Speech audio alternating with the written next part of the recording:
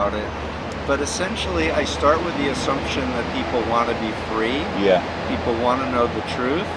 People don't want to be abused or exploited or taken advantage of. That people don't want to be cut off from their loved ones. Yeah. And so my whole methodology is advocating outcome-oriented communications, which means being strategic about how you say things and the way you say things so that you have maximum beneficial effect, as opposed to just saying what's on your mind or being emotional about it. Yeah. To really understand the dual identity, which is the organization mentality as well as the authentic self. So try not to lash out and trigger the persecution complex. No, I mean the meaning of the communication is the reaction. And what I say to people is, first of all, the goal isn't to get the person out, and if it is, you need to change your thinking, in my opinion. The goal should be to empower people to be themselves, think for themselves, feel their feelings, make their own decisions, and live their own life. And if they're going to be involved with an organization that's very closed, at least do it with their eyes open, understanding that that's a choice. They don't have to be there. So with that as the goal, empowering people to think for themselves, being themselves, I encourage people to think about rapport and trust building with the person they're trying to help. And there are basic ideas like trying to find common areas of interest, common areas of agreement, or non-threatening areas, at least first, and communicating in a respectful, loving manner that you care about someone. Then building on that is asking questions in a non-confrontational, curious, concerned posture. Help me understand, help me step into your shoes. What do you make sense of this or that? And don't start by talking about controversial stuff about the group that they're in.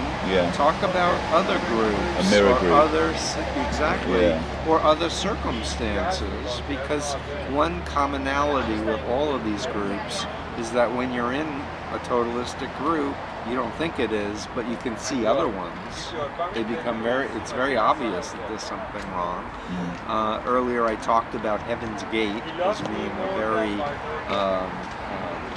important example rather.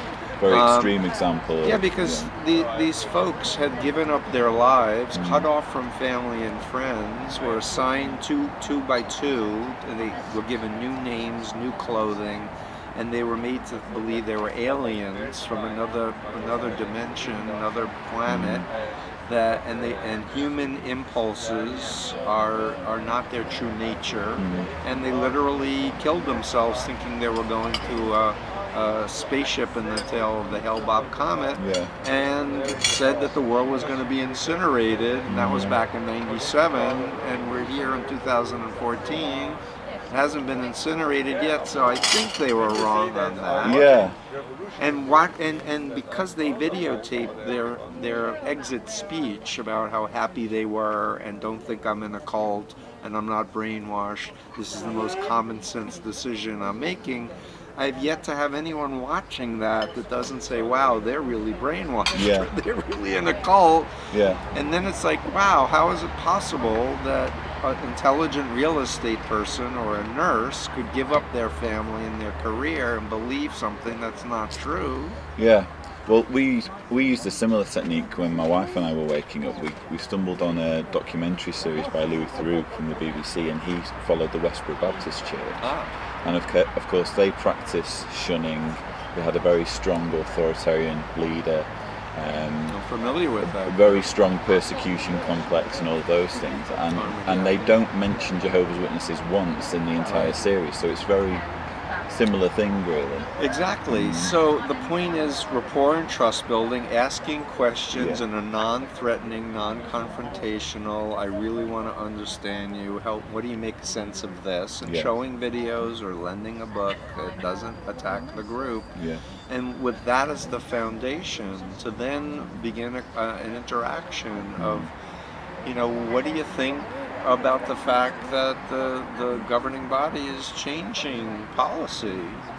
Yeah. I have this document from the past. This is a current document. Explain I'm it to me. curious. I really want to Yeah. understand. I'd like Yeah. to believe that this is true, but it just seems like they've changed their policy over and over and over. Help me. Yeah. And then give a long silence and really encourage them to think. Yeah. Yeah. Because ultimately, I really do believe deep down inside, people want to. You don't want to be lied to. Nobody wants to be a dupe. No. Feel dumb. And giving permission to people that it's okay to have questions or concerns or feelings, that you're outraged, that to hear that elders are being, we're not turning in pedophiles to the police, and they were re-victimizing and the same victims and going on to perpetrate. That's outrageous. What person of faith would say that that's okay? And then the whole